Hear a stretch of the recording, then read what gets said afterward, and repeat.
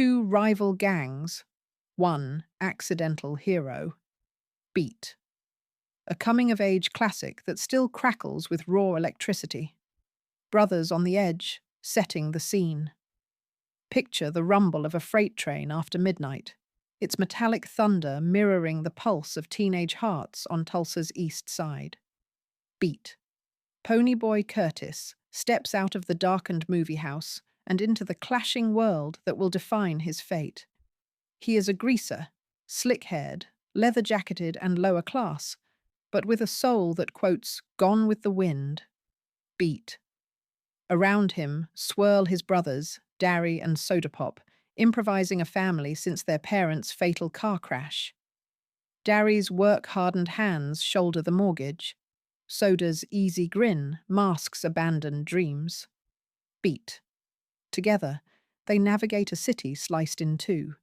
The industrial east, where the greasers scrape by, and the manicured west, where the Socs, or socials, cruise in Mustangs and privilege. Hinton wastes no time plunging us into tension. Before Pony can finish his walk home, a blue Mustang screeches to a halt, Socs pour out, and a blade flashes. We feel the difference between being 16 and feeling emphasis expendable. Beat.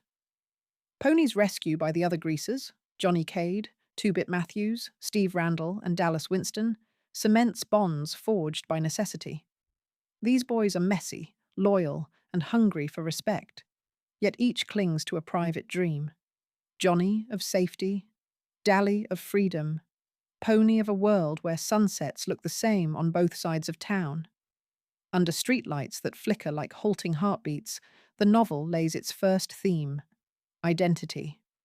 Are they what Tulsa calls them? Troublemakers destined to fail, or something richer? Hinton writes with a teenager's urgency because she was one, capturing the inner monologue that adults forget. By the chapter's end, we sense Ponyboy's simmering question. Can you grow up with broken edges and still fit the shape of a hopeful life? Clashing worlds, greasers versus Socs, now step into the vibrant roar of the nightly double drive-in. Beat. Flashing neon lights bounce off chrome bumpers as Ponyboy and Johnny sneak under the fence to save their scarce quarters.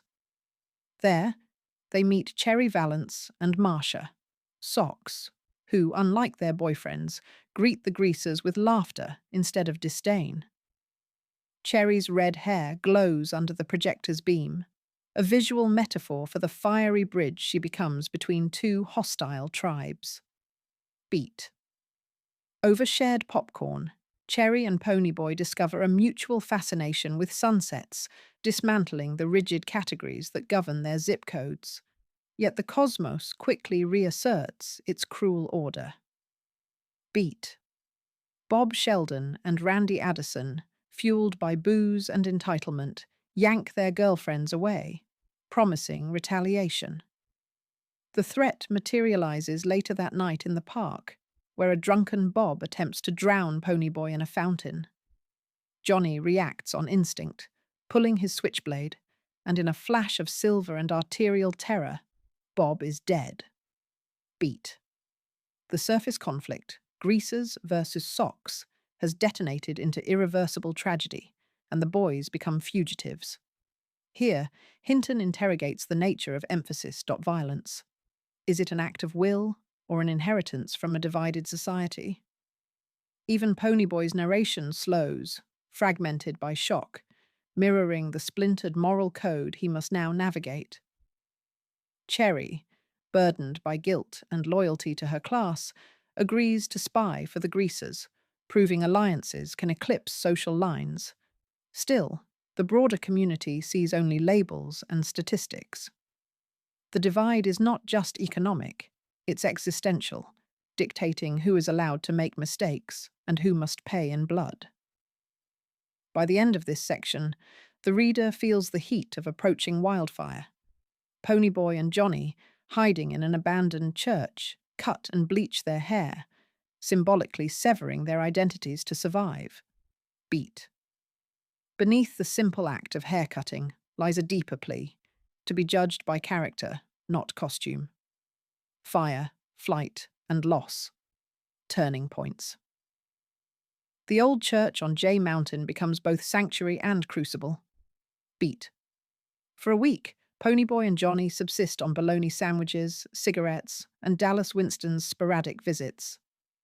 During daylight, Pony reads Gone with the Wind aloud, and the boys muse on southern gentlemen riding to certain death with grace. Hinton overlays this imagery onto her greasers, suggesting heroism can sprout from unlikely soil. Then comes the literal blaze. Returning from lunch in town, the trio finds the church engulfed, neighborhood children trapped inside. Acting without hesitation, Johnny and Ponyboy plunge through windows and flames. Dallas curses, but follows. Beat. When the roof collapses, Pony is pulled to safety. Johnny is crushed by timber and scorched beyond recovery. In a single scene, the boys invert society's expectations.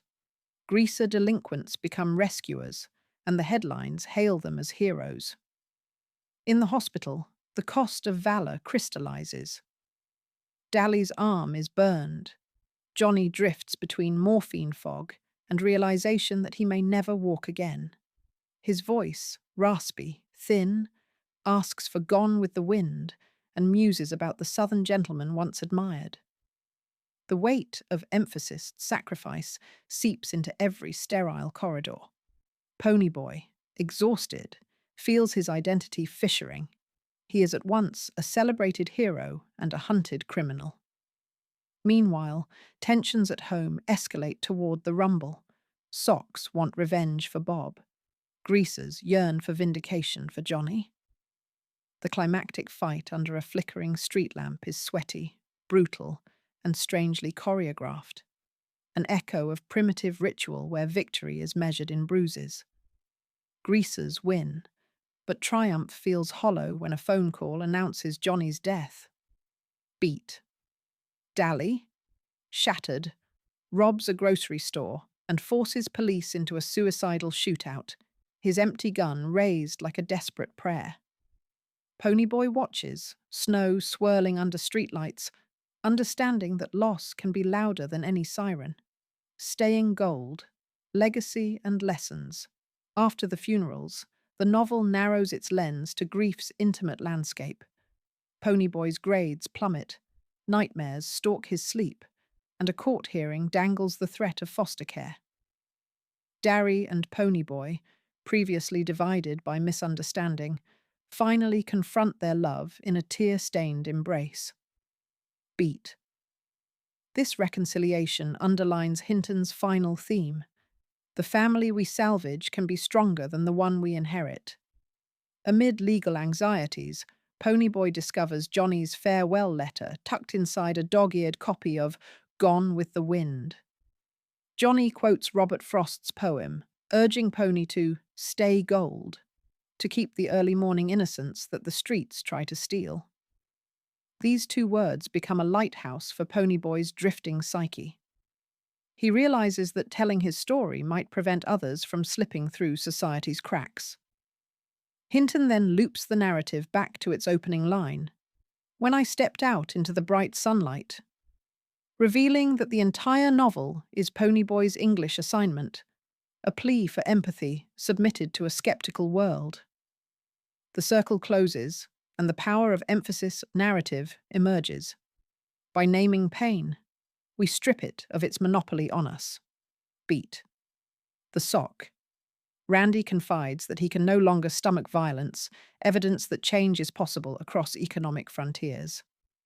Ponyboy walks away from the courthouse cleared of charges, but not of responsibility. He commits to writing, to studying, to bridging divides with words instead of fists. The closing imagery, sunlight, breeze, a quiet street at dawn, echoes the Frost poem once more, suggesting that gold is fleeting but renewable if we dare to notice it.